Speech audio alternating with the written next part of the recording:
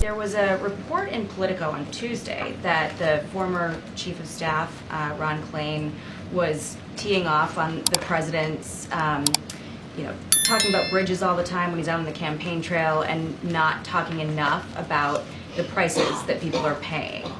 We didn't get any statement today on the PPI index. Why aren't we hearing more from the White House about the issues that people are facing at grocery stores and paying rent? I mean, the State of the Union, the president made very clear about what he understands what the Americans are facing. And he's talked at almost every event that he's had crisscrossing the country after the State of the Union about lowering costs, how important it is, and how there's more work to do. You hear that. In New Hampshire and North Carolina, he spoke about his work to lower health care costs. In Las Vegas, he discussed his plan to build and renovate 2 million homes to lower housing costs. In Madison, he announced his student debt relief plan.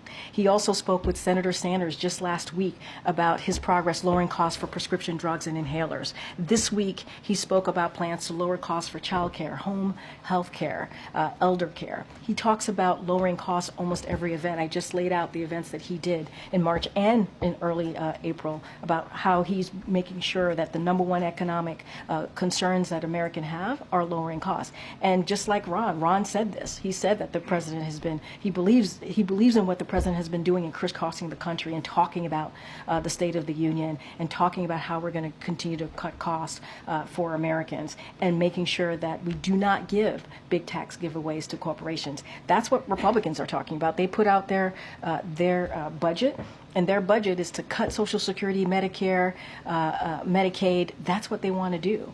And we're doing the opposite. We're trying to protect that and lower costs for Americans. Is it at all inappropriate for the president to be commenting on what the Fed might or might not do with interest rate cuts? So look, the president, unlike the last one, has been very clear about giving the Fed the space to make independent decisions about how they're going to move forward on their monetary decisions. The president has always been very clear about that, and he'll continue to do so. And in his comment yesterday, he was also clear. He said, we don't know what the Fed is going to do, and he was simply reflecting on public interpretation of recent data, but he also said, we do not know what the Fed is going to do, and we've always given them the space to make those decisions, those monetary decisions independently, and make sure that, again, they have the space to do that.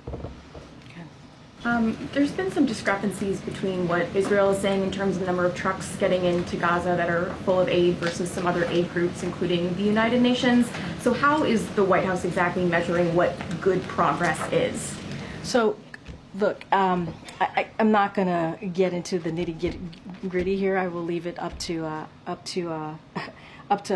them to speak to what they're seeing. But we believe, and we're talking about 1,000 trucks in over 3 days. That matters, 1,000 trucks. But a lot of the UN folks are saying that some of those trucks are not completely full. There are trucks that are half full that are being counted. So what are the measurements here in terms of what is effective aid delivery? I think when we are hearing more than 1,000 trucks, and we're seeing that, where I just said 300 trucks just yesterday, that matters. There's more access being allowed. The trucks are being allowed to come in. That matters.